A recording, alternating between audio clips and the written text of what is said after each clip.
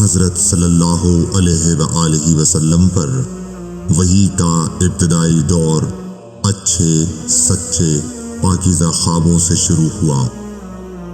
آپ خواب میں جو کچھ دیکھتے وہ صبح کی روشنی کی طرح صحیح اور سچا ثابت ہوتا۔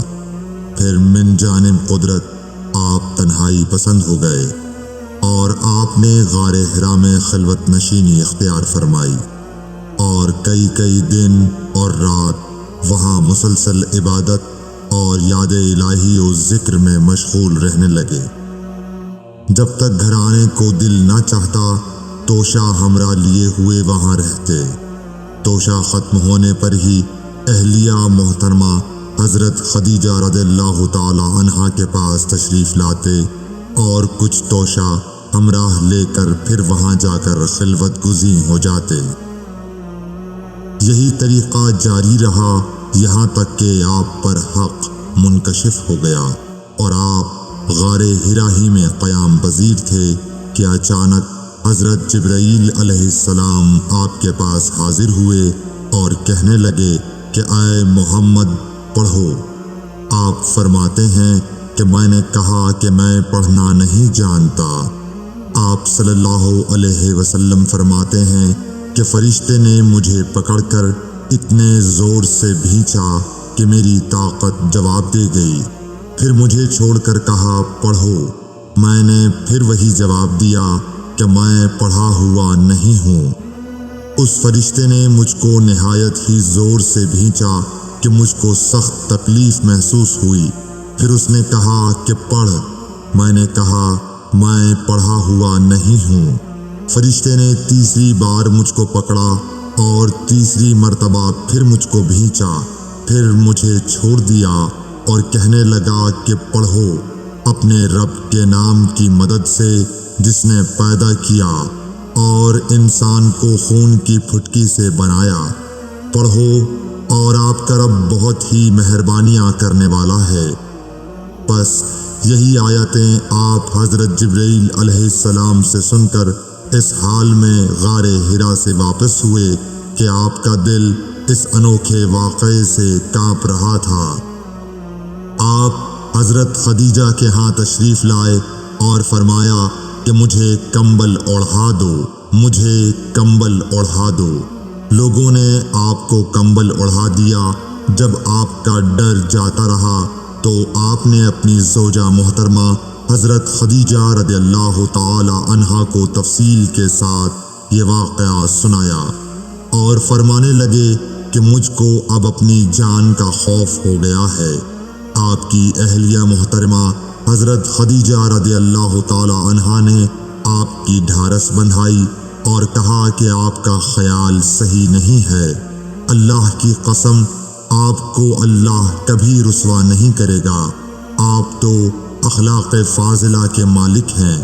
آپ تو کنبہ پرور ہیں، بے کسوں کا بوجھ اپنے سر پر رکھتے ہیں، مفلسوں کے لیے آپ کماتے ہیں، مہمان نوازی میں آپ بے مثال ہیں اور مشکل وقت میں آپ امر حق کا ساتھ دیتے ہیں۔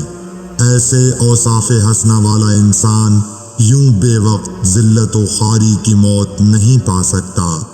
پھر مزید تسلی کے لیے حضرت خدیجہ رضی اللہ تعالی عنہا آپ کو ورقہ بن نوفل کے پاس لے گئیں جو ان کے چچا زاد بھائی تھے اور زمانہ جاہلیت میں نصرانی مذہب اختیار کر چکے تھے اور عبرانی زبان کے کاتب تھے۔ چنانچہ انجیل کو بھی حسب منشائے خداوندی عبرانی زبان میں لکھا کرتے تھے۔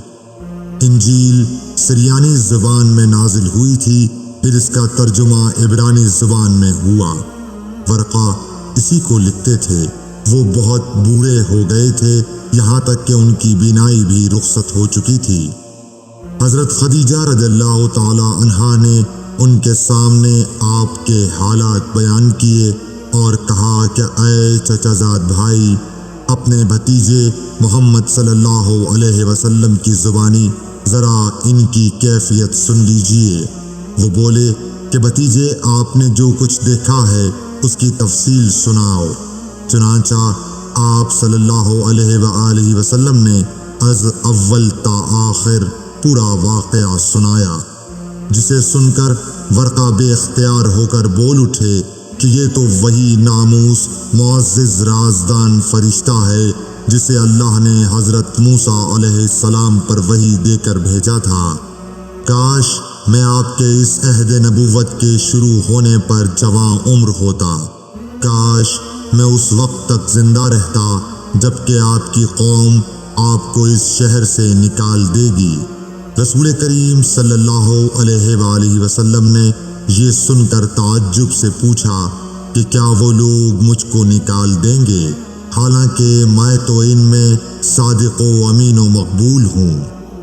ورقہ بولا، ہاں یہ سب کچھ سچ ہے، مگر جو شخص بھی آپ کی طرح امر حق لے کر آیا لوگ اس کے دشمن ہی ہو گئے ہیں۔